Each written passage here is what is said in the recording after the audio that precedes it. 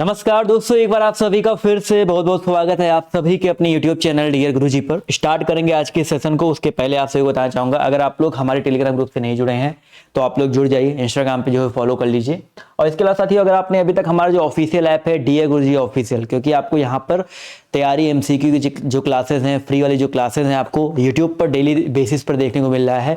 But अगर आप अपनी तैयारियों को एक नई ऊंचाई तक लेके जाना चाहते हैं, अच्छे से A to Z आप लोग बिल्कुल बेसिक से पढ़ना चाहते हैं, तो आप लोग हमारा ये ऐप जो है डाउनलोड कर लीजिए, जिसका नाम है डियर गुरुजी ऑफिशियल। एक बार नाम पढ़ लो, आपको यही पूरा लिख करके सर्च करना है, नहीं तो बहुत सारे जो है नकल मेरे ऐप के जो है नकली जो है ऐप बन चुके हैं, फेक ऐप बन चुके हैं, तो उनको मत डाउनलोड करिएगा। ये आप सर्च करिए, डाउनलोड करिए। अगर आपको ढूंढने में कोई दिक्कत होती है तो नीचे डिस्क्रिप्शन बॉक्स में लिंक दिया गया है, वहां से आप ढूंढ सकते हैं। डाउनलोड करके ओपन करके अपनी आईडी बनाइए। और अगर आप लोग बीएड एंट्रेंस एग्जाम 2023 की तैयारी कर रहे हैं और बिल्कुल अच्छी तरीके से डिटेल में बेसिक से पढ़ना चाहते हैं, थ्योरी बाय थ्योरी आपको हर चैप्टर पढ़ना चाहते हैं, चाहे आपका हिंदी हो, चाहे रीजनिंग हो, चाहे जीके हो, और किसी भी स्टेट से हो, चाहे यूपी से हो, बिहार से हो, राजस्थान से हो, किसी भी स्टेट से हो, तो अगर आप 2023 में तैयारी करने की ठान चुके हैं और गवर्नमेंट सीट चाहते हैं तो आज ही जो हमारा पेड बैच जो है ज्वाइन कर लीजिए।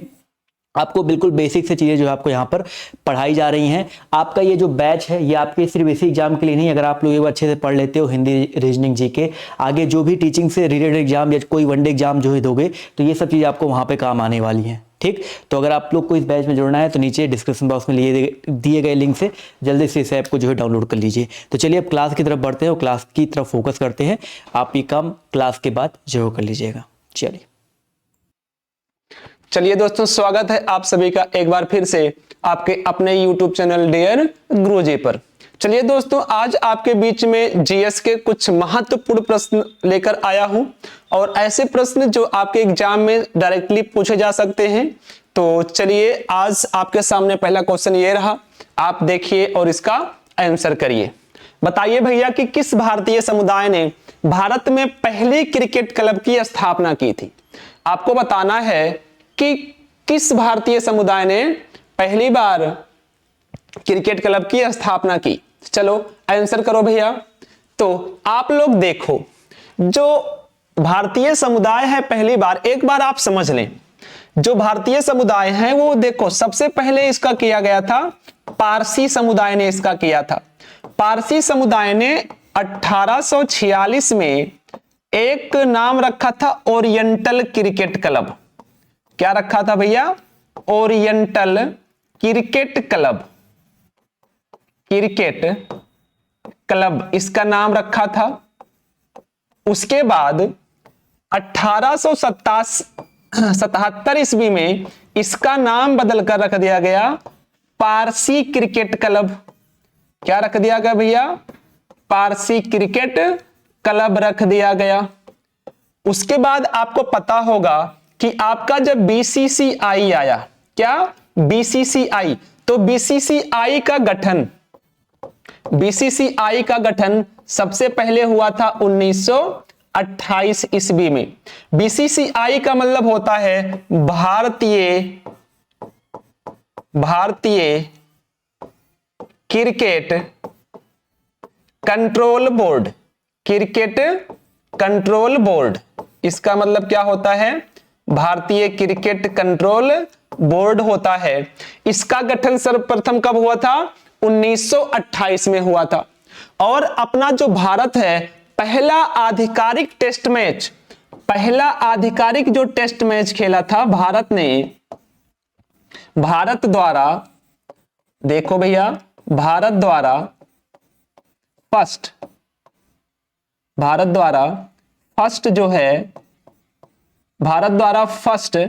टेस्ट मैच 1932 में पहली बार खेला गया। कब खेला गया भैया? 1932 ईस्वी में। समझ पा रहे हैं ना पूरी बात? कब खेला गया था? 1932 ईस्वी में खेला गया था। तो आप एक बार देख के बताओ, इतनी बात समझ में आई क्या? 1932 में पहली बार खेला गया था, ठीक। और ये भी किसके? सीके नायडू के कप्तानी में। सीके नायडू उस वक्त कौन थे? सीके नायडू कप्तान थे, उनके कप्तानी में यह खेला गया था। कब? 1932 में। तो आंसर क्या हो जाएगा? ऑप्शन नंबर डी जिन्होंने आंसर किया है उन सभी का आंसर बिल्कुल सही है। अच्छा, मान लो आपसे कोई पूछ ले कि क्रिकेट के जनक कौन है, तो आप बताओ क्रिकेट के जनक कौन है, बताओ भैया। तो आप कहेंगे सर WG ग्रेस। कौन है? WG ग्रेस है। तो आशा करते हैं इतनी बात आपको समझ में आई होगी। आइए आगे देखते हैं। समझ पाए भैया इतना? ठीक है, चलो आगे देखते हैं। अगला है स्वर्ण जयंती ग्राम स्वरोजगार योजना की शुरुआत कब हुई? बताओ भैया, बताना है स्वर्ण जयंती स्वरोजगार योजना का शुरुआत कब की गई थी, आप बताएंगे जरा। तो इसमें आपको पता होगा कि ये 1999 में शुरू किया गया था। कब शुरू किया गया था? 1999 में शुरू किया गया था। और ये जो स्वर्ण जयंती ग्राम स्वरोजगार योजना है, ये गरीबी रेखा से नीचे, किससे? गरीबी रेखा से नीचे के व्यक्ति को रोजगार प्रदान करना। व्यक्ति को इसका क्या उद्देश्य था? को रोजगार प्रदान करना इसका उद्देश्य था। इसका उद्देश्य क्या था भैया? उद्देश्य गरीबी रेखा से नीचे क्या था? गरीबी रेखा से नीचे जो व्यक्ति थे उनको रोजगार प्राप्त कराना इसका उद्देश्य था। तो इस प्रकार से आपका यह उद्देश्य हो गया। यह पहले किसने शुरू किया था? तो यह शुरू किया था किसने? अटल बिहारी वाजपेयी ने। किसने किया था? अटल बिहारी वाजपेयी। किसने शुरू किया था इसको भैया? अटल बिहारी वाजपेयी ने शुरू किया था। आई बात सभी को समझ में? इसका जो नया नाम है वो है, आप बताओ इसका एक नया नाम, अब इसका नाम बदल दिया गया है। इसका नया नाम क्या है बताओ जरा। आप बताएंगे राष्ट्रीय ग्रामीण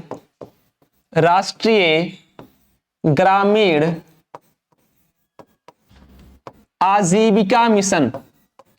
क्या नाम है इसका? राष्ट्रीय ग्रामीण आजीविका मिशन अब इसका नाम हो गया है। तो एक बार आप ध्यान देंगे, इसका उद्देश्य क्या था? गरीबी रेखा से नीचे के व्यक्ति को रोजगार प्रदान करना। इसको किसने शुरू किया गया था? अटल बिहारी वाजपेयी द्वारा यह शुरू किया गया था। और कब शुरू हुआ था? 1999 में। इसका नया नाम क्या है? नया नाम तो आप कहेंगे सर इसका नया नाम है राष्ट्रीय ग्रामीण आजीविका मिशन। समझ पाए भैया सभी लोग यहां तक? चलो अगला क्वेश्चन देखते हैं। अगला बताओ, निम्न में से किस देश ने उसके स्वतंत्रता युद्ध में योगदान के लिए स्वर्गीय श्रीमती इंदिरा गांधी को उच्चतम सम्मान अर्पित किया? बताइए भैया किसने अर्पित किया?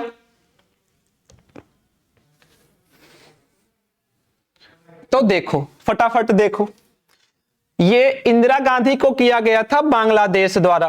क्योंकि आपको पता है 1971 में, कब? 1971 में जब पाकिस्तान और बांग्लादेश, किसने? पाकिस्तान और बांग्लादेश के मध्य युद्ध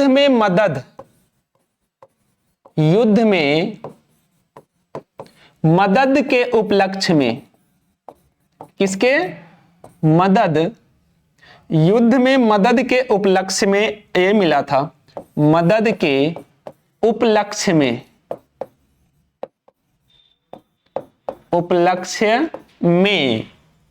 इन्हें मिला था। कब मिला था हम कह सकते हैं? इन्हें कब प्रदान किया गया था? कब? तो 2011 में बांग्लादेश सरकार द्वारा बांग्लादेश सरकार द्वारा इन्हें दिया गया था। तो ये आपका इंफॉर्मेशन है। तो स्वर्गीय इंदिरा गांधी जी को 1971 में जो युद्ध हुआ था पाकिस्तान और बांग्लादेश के बीच में, उसमें मदद के उपलक्ष्य में इन्हें वहां का सर्वोच्च पुरस्कार दिया गया था। कब? 2011 में। किसके द्वारा दिया गया था? बांग्लादेश सरकार द्वारा। इतनी बात समझ में आई सभी को क्या? चलो अगला देख लेते हैं फटाफट। आगे देखो, कहा गया निम्नलिखित में से कौन सा एक सार्वजनिक क्षेत्र का रक्षा उपक्रम नहीं है? बताना है सार्वजनिक क्षेत्र का रक्षा उपक्रम कौन सा नहीं है। तो देखो, भारत डायग्नोमिक्स लिमिटेड ये भी है, मिस्र धातु निगम लिमिटेड ये भी है, भारत अर्थ मूवर्स लिमिटेड ये भी है। कौन नहीं है? हिंदुस्तान शिपयार्ड। ये कहां पर है आप बताओ जरा, ये कहां पर है? तो आप कहेंगे सर ये है विशाखापट्टनम में। कहां है? विशाखापट्टनम। विशाखापट्टनम कहां है? आप कहेंगे विशाखापट्टनम आंध्र प्रदेश में है। विशाखापट्टनम के आंध्र प्रदेश में स्थित है। जो क्या करता है? जो क्या करता है जरा बताओ फटाफट। जो पोत निर्माण व मरम्मत का काम करता है। क्या करता है? पोत निर्माण। जो पोत निर्माण व मरम्मत, जो पोत निर्माण व मरम्मत का कार्य करता है। ठीक, क्या करता है? मरम्मत का कार्य करता है। तो ध्यान देना, यह कौन नहीं है? ऑप्शन नंबर डी आपका आंसर हो जाएगा। अगला बताएंगे आप लोग, इस उत्सव के दिन पुरुष और महिला अपने जीवन साथी का चुनाव करते हैं और विवाह के लिए उनके साथ भाग जाते हैं। चलो बताओ भैया, ऐसा किस त्योहार में होता है? आपको तो पता होगा कि किस त्योहार में ऐसा होगा। बताओ बताओ जरा। तो देख लो, सबसे पहले देखो, क्या करवा चौथ हो सकता है क्या? तो करवा चौथ में जो अपने यहां आपको पता होगा, अपने देश में खास करके यूपी में मैंने देखा है कि अपने यहां क्या होता है, करवा चौथ के दिन जो महिलाएं होती हैं वो अगर शादीशुदा हैं तो वो अपने पति के लंबे उम्र के लिए व्रत रखती हैं। तो इसमें तो होगा नहीं। ठीक, अगला नवरोज क्या होता है? नवरोज ईरानियों का पर्व है। क्या है? ईरानी का नया वर्ष है। ईरानियों का क्या है? ये नया वर्ष है। इस दिन नया वर्ष मनाया जाता है। अगला गणगौर। तो बिल्कुल ये जो गणगौर है, गणगौर उत्सव जो है आपको बता रहे हैं, गणगौर उत्सव राजस्थान में मनाया जाता है। कहां मनाया जाता है? राजस्थान में मनाया जाता है। यह उत्सव कहां मनाया जाता है? राजस्थान में मनाया जाता है। कब मनाया जाता है? जैसे मान लो होली है, तो होली के 15 दिन बाद, होली के 15 दिन बाद यह उत्सव मनाया जाता है गणगौर का। गणगौर का अर्थ होता है, गणगौर का अर्थ होता है गणेश और गौरी का। क्या होता है? गणेश और गौरी, इनकी क्या की जाती है? पूजा की जाती है। गणेश और गौरी की इस उत्सव में क्या की जाती है? पूजा। तो यहां कहां का है? राजस्थान में यही आता है गणगौर। तो इस दिन को क्या करती हैं? जो महिलाएं हैं, कुंवारी महिलाएं, जो जिनकी शादी नहीं हुई है, वो क्या करती हैं? वो पूजा करती हैं और जिसको मानती हैं कि हमें अगले से शादी करना है, उसी दिन उनको लेकर भाग जाती हैं और उसके बाद क्या कर लेती हैं? शादी। अगला खजुराहो उत्सव कहां होता है? तो ये आपको पता है, मध्य प्रदेश का उत्सव है और यहां का लोक नृत्य भी क्या है? ठीक, तो ये खजुराहो का उत्सव एमपी में होता है। तो इतनी बात समझ में आई सभी को क्या? आशा करते हैं आप समझ पाए होंगे। गणगौर का अर्थ समझ पाए, क्या होता है गणेश और गौरी। अगला बताओ कौन सा सुमेलित नहीं है, बताना है इसमें से कौन सा सुमेलित नहीं है, बताओ भैया। चलो देख लेते हैं। देखो कहा गया है कौन सा सुमेलित नहीं है, ये हमें बताना है। अच्छा कह रहे हैं सुमेलित नहीं है, कहा गया है सुमेलित कीजिए, आपको सुमेलित करना है। तो सुमेलित कैसे करेंगे जरा देखो। ए है मुबारक अल कबीर पदक, ये कहां दिया जाता है? आप कहेंगे कुवैत में, बिल्कुल सही है, पहला बिल्कुल सही है। दूसरा शाह अब्दुल अजीज पदक कहां दिया जाता है? सऊदी में, दूसरा भी सही है। यानी ए का पहला और बी का दूसरा, और सी और डी का देख लो। सी का कहां है? आप कहेंगे निशान पाकिस्तान, तो आपको पता है निशान पाकिस्तान तीसरा हो जाएगा। पोरली मेरिट आयरन कास्ट, ये जर्मनी का दिया जाता है, तो ये कहां है? 4 नंबर है। तो ये आपको पता है कि ये जो हैं ये हैं पुरस्कार, और किस देश में दिए जाते हैं? ये हैं देश। तो ये सभी क्या हैं? सुमेलित हैं। तो 1 2 3 4 ऑप्शन नंबर ए जिन्होंने आंसर किया है उन सभी का आंसर बिल्कुल सही हो जाएगा। क्या हो जाएगा भैया? Option number A. ठीक है भैया।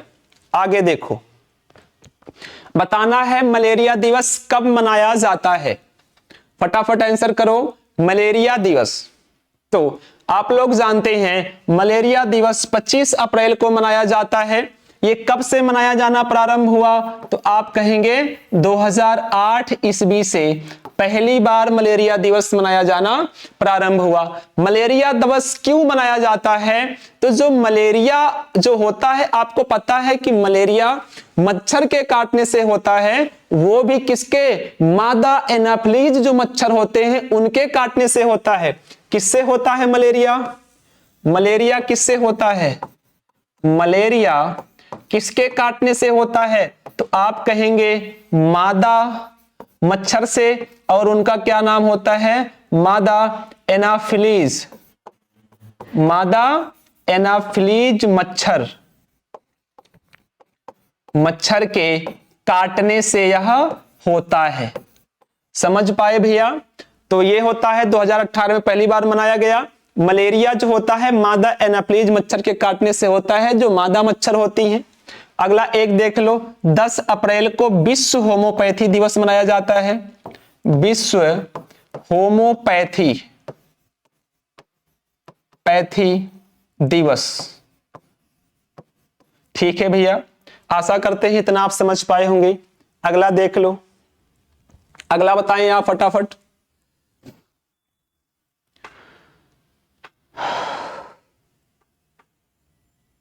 कहा गया डसाल्ट किस देश की कंपनी है?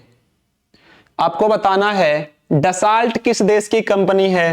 तो देख लो, डसाल्ट फ्रांस की कंपनी है। किस देश की कंपनी है? फ्रांस की एक कंपनी है। ठीक, अगला देख लो, आरोग्य श्री योजना का संबंध है।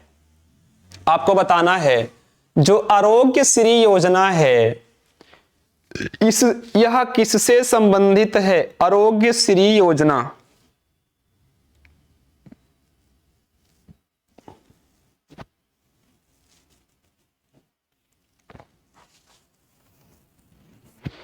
बताओ भैया, किससे संबंधित है? तो बताया जाए। ठीक है, तो देखो ये ऑप्शन नंबर सी, गरीबी रेखा से नीचे रहने वाले परिवारों के लिए स्वास्थ्य बीमा योजना है। ये जो आरोग्य श्री योजना है क्या है? गरीबी रेखा से नीचे रहने वाले परिवारों के लिए स्वास्थ्य बीमा योजना है। देख लो एक बार थोड़ा सा आरोग्य श्री योजना के बारे में। आरोग्य श्री, ये जो आरोग्य श्री योजना है ये आंध्र प्रदेश में शुरू किया गया था पहली बार। कहां शुरू किया गया था? आंध्र प्रदेश। आंध्र प्रदेश द्वारा पहली बार, देश में कब पहली बार शुरू किया गया। इसका मतलब क्या होता है और ये कब शुरू हुआ, तो ये हुआ दिसंबर 2019 में।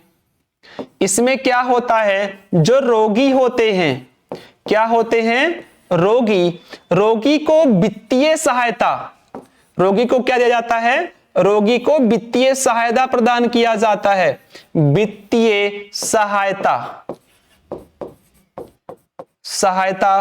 दी जाती है। ठीक है, रोगियों को क्या दी जाती है, वित्तीय सहायता। वित्तीय सहायता में क्या रहता है, जैसे जो रोगी हैं अगर वह उन्हें आराम करने के लिए बोल दिया गया रोगियों को, तो उन्हें क्या दिया जाता था, जो बैठे रहते हैं, जैसे रोगी हैं कोई, वो बेड रेस्ट पे हैं या वो ज्यादा परेशान हैं, तो उनको आरोग्य श्री योजना द्वारा वित्तीय सहायता प्रदान की जाती है। पर डे का, अगर पर डे का देते हैं, प्रतिदिन का क्या देते हैं, प्रतिदिन का अगर देते हैं तो वह देते हैं 225 रुपया, 225 रुपया प्रतिदिन। लेकिन अगर वही मंथली देते हैं, क्या देते हैं, अथवा मंथली, वो महीने में देते हैं। अगर आपको महीने वाइज दिए, आप ज्यादा बड़े पेशेंट हैं तो महीने में कितना देते हैं, 5,000 रुपया। ठीक है भैया, जैसे जो बीमार व्यक्ति हैं, वो जो बैठ जाते हैं तो उनके पास परिवार रहता है, उनका पालन पोषण और भरण पोषण के लिए ये सहायता दी जाती है। तो आरोग्य श्री योजना ये आंध्र प्रदेश का किसी रोगी को वित्तीय सहायता प्रदान करने वाला देश का पहला राज्य है, जो कहां शुरू हुआ पहली बार, आंध्र प्रदेश में। तो यहां पर क्या सही हो जाएगा भैया, ऑप्शन नंबर सी। आगे देख लो, निम्न कथनों पर विचार करें। जनसंख्या के आधार पर, इन कथनों पर जनसंख्या के आधार पर आपको बताना है कि कौन सा सही हो जाएगा। चलो भैया देख लेते हैं। 10 नंबर में क्या है, सबसे बड़ा आपको बताना है कि कौन सा सही होगा, बताओ जरा फटाफट। तो देख लो, जनसंख्या के आधार पे हमें बताना है। तो जनसंख्या के आधार पर मुंबई भारत का सबसे बड़ा नगर है, बिल्कुल सही है। जो मुंबई है वो भारत का जनसंख्या के आधार पर सबसे बड़ा नगर है। अगर क्षेत्रफल के बारे में बात किया जाए तो क्या कहेंगे, राजस्थान। लेकिन अगर हम जनसंख्या के आधार पर बात करें तो कौन हो जाएगा, महाराष्ट्र हो जाएगा। तो पहला सही है। ठीक, दूसरा कहा गया दिल्ली भारत का दूसरा बड़ा नगर है, बिल्कुल सही है। चेन्नई भारत का चौथा सबसे बड़ा नगर है, बिल्कुल सही है। 1, 2, 3 किसमें है, सही कर लो। ऑप्शन नंबर डी में है, 1, 2 और 3 सही है। इनको क्रम में रखना था, आपने क्रम में रख दिया है। ठीक है, अगला बताइए आप लोग फटाफट क्या हो जाएगा। अंतरराष्ट्रीय परमाणु ऊर्जा एजेंसी का मुख्यालय कहां स्थित है, आप बताएंगे। अंतरराष्ट्रीय परमाणु ऊर्जा एजेंसी का मुख्यालय कहां स्थित है, बताओ भैया। तो आप कहेंगे कहां है, वियना। वियना कहां है, आप कहेंगे सर वियना ऑस्ट्रिया में है। कहां है, ऑस्ट्रिया में है। ये जो परमाणु ऊर्जा एजेंसी है, इसका जो गठन किया गया था, ये स्थापना कब हुआ था जानते हैं आप, 1957 ईस्वी में इसका स्थापना हुआ था। इसका मुख्यालय वियना ऑस्ट्रिया में है।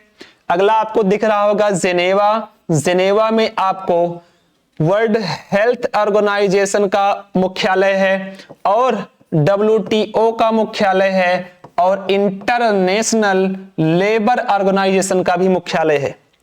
आप बताओ वाशिंगटन डीसी में किसका मुख्यालय है, तो आप कहेंगे सर इंटरनेशनल मुद्रा फंड का है, IMF का है और उसके अलावा क्या है, वर्ल्ड बैंक का है। किसका है, वर्ल्ड बैंक का। अर्थात वित्तीय सहायता यहां पर ज्यादा देखी जाती है। तो इतनी बात समझ पाए आप लोग भैया आसानी से, किसी प्रकार का कोई समस्या है नहीं। अगला देखो, अगला बताना है ब्रिटेन के यूरोपीय संघ से बाहर होने के बाद यूरोपियन संघ में कितने सदस्य हैं। कहने का मतलब अब कितने सदस्य हैं आपको बताना है।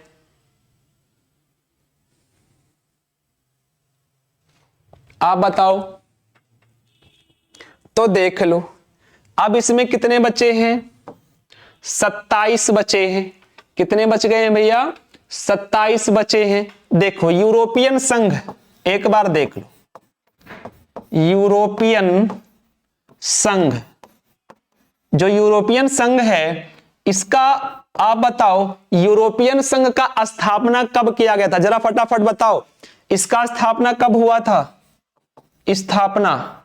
तो आप कहेंगे सर इसका स्थापना 1992 ईस्वी में हुआ था। कब हुआ था, 1992 ईस्वी में हुआ था। इसका हेडक्वार्टर कहां है, आप कहेंगे सर इसका हेडक्वार्टर जो है वो कहां है, ब्रुसेल्स में है। ब्रुसेल्स कहां पर है, अब आप कहेंगे तो ब्रुसेल्स कहां है, आप कहेंगे सर बेल्जियम में है। कहां है, बेल्जियम, बेल्जियम में स्थित है। ठीक, तो हेडक्वार्टर कहां है, बेल्जियम में। तो आपको पता है इसमें पहले कौन था, ब्रिटेन भी था, लेकिन जो ब्रिटेन था, ध्यान देना, पहले कितने थे, 28। ब्रिटेन ने 2016 में जनमत संग्रह किया था। क्या किया था, जनमत संग्रह, जनमत संग्रह, जिसमें इसको हटाए जाने के लिए, जिसमें हटाए जाने के लिए 51.9% वोट पड़ा था, वोट पड़ा। इसलिए इसे 2016 में बाहर कर दिया गया। क्या कर दिया गया, 2016 में ब्रिटेन को यहां से क्या कर दिया गया, बाहर कर दिया गया, रिमूव कर दिया गया। तो इसमें आंसर कितना हो जाएगा भैया, ऑप्शन नंबर सी 27। अगला बताओ, पुस्तक द जिगजैग वे किसने लिखी है, फटाफट बताएंगे। देख लो, इसको लिखा है किसने, अनीता देसाई ने, याद रख लेना भैया। अगला बताओ, राष्ट्रीय प्रतिरक्षा विज्ञान संस्थान स्थित है। बताओ, राष्ट्रीय प्रतिरक्षा विज्ञान संस्थान कहां स्थित है, तो आप कहेंगे कहां स्थित है, ऑप्शन नंबर बी, नई दिल्ली में स्थित है।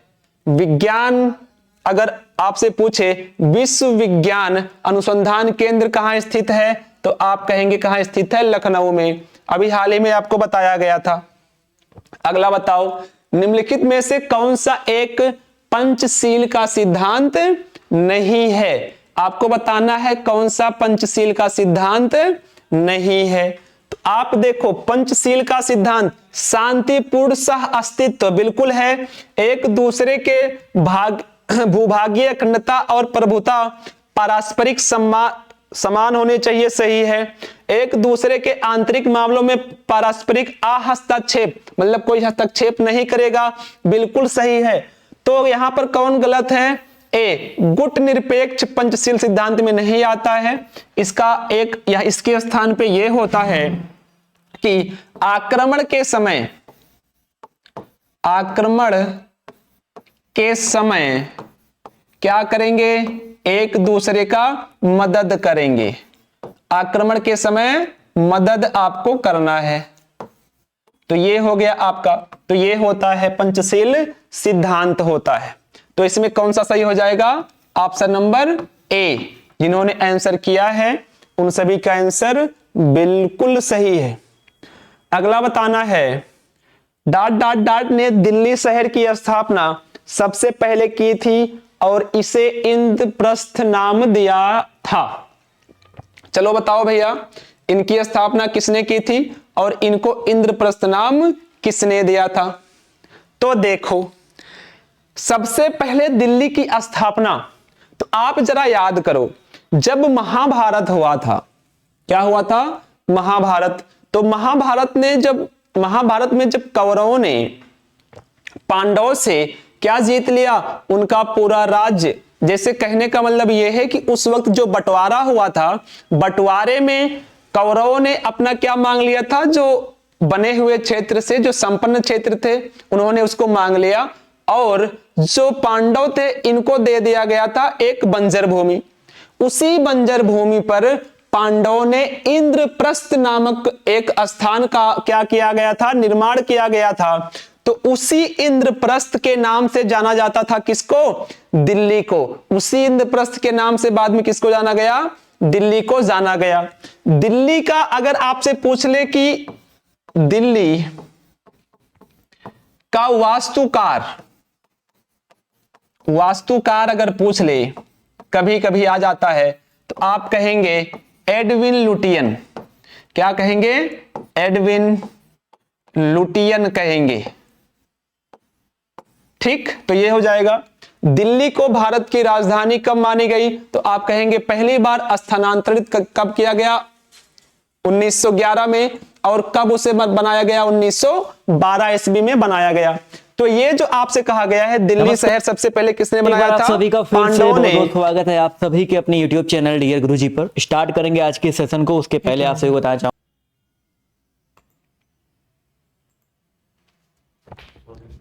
ठीक है भैया, तो किसने बनाया था दिल्ली को सबसे पहले?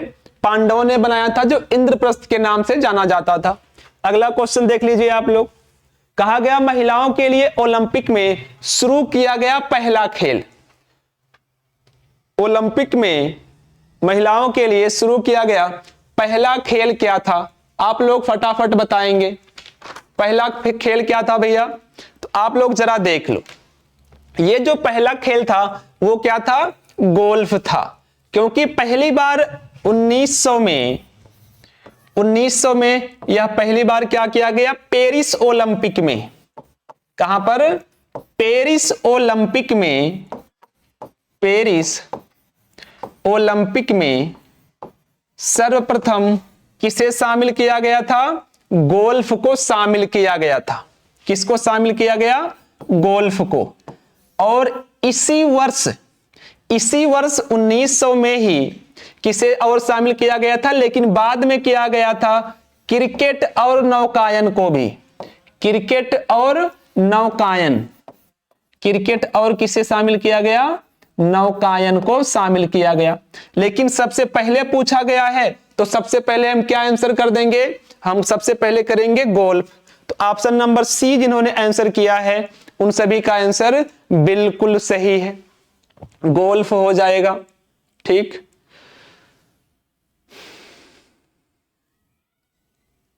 चलो अगला बताओ। कहा गया है वेंगल शब्द का प्रयोग किस खेल में किया जाता है? आपको बताना है वेंगल शब्द का प्रयोग किस खेल में किया जाता है। तो देखो, जो वेंगल खेल शब्द होता है, ये टेनिस के खेल में प्रयोग किया जाता है। वेंगल का मतलब क्या होता है? जैसे जो टेनिस आप लोग खेलते हैं, टेनिस में अगर क्या होता है, किसी सेट में यदि क्या किसी भी सेट में क्या हो 6-0 से हार या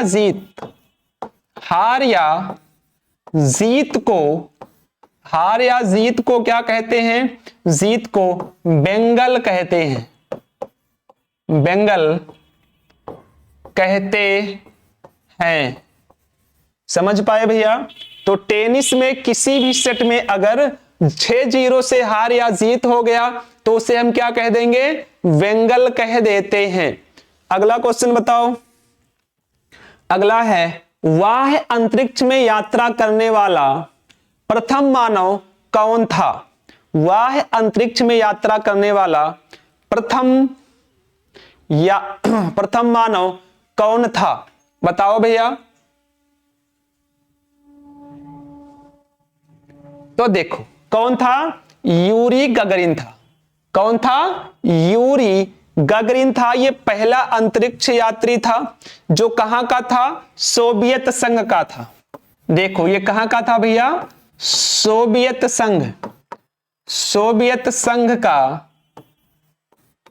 का इसे कहते हैं अंतरिक्ष यात्री, सोवियत संघ का अंतरिक्ष यात्री कहते हैं। ये 12 अप्रैल 1961 में 27 वर्ष की उम्र में, 27 वर्ष के उम्र में अंतरिक्ष में कदम रखा, अंतरिक्ष में क्या किया, कदम रखा। तो कौन हो जाएगा, यूरी गागरिन। अगला आपको पता है नील आर्मस्ट्रांग, ये चांद पर जाने वाले प्रथम व्यक्ति, चांद पर जाने वाले प्रथम व्यक्ति हैं, प्रथम है। ठीक, तो नील आर्मस्ट्रांग क्या है, चांद पर जाने वाले प्रथम व्यक्ति हैं और ये 12 अप्रैल 1961 को 27 साल की उम्र में पहली बार अंतरिक्ष में कदम रखे थे। अगला 20 नंबर बताना है, UNNX ऑपरेटिंग सिस्टम किसका ट्रेडमार्क है। तो आप बताओ भैया किसका है, ये बेल लेबोरेटरीज का है। किसका है, बेल लेबोरेटरीज का ट्रेडमार्क है। ठीक, तो आशा करते हैं ये आज आपका अंतिम क्वेश्चन था 20, आप जीएस को बढ़िया से समझ पाए होंगे। तो आज आपके लिए इतना ही, आपने आसानी से इसको समझा और पढ़ा, इसलिए आप सभी को बहुत बहुत धन्यवाद। ठीक है भैया।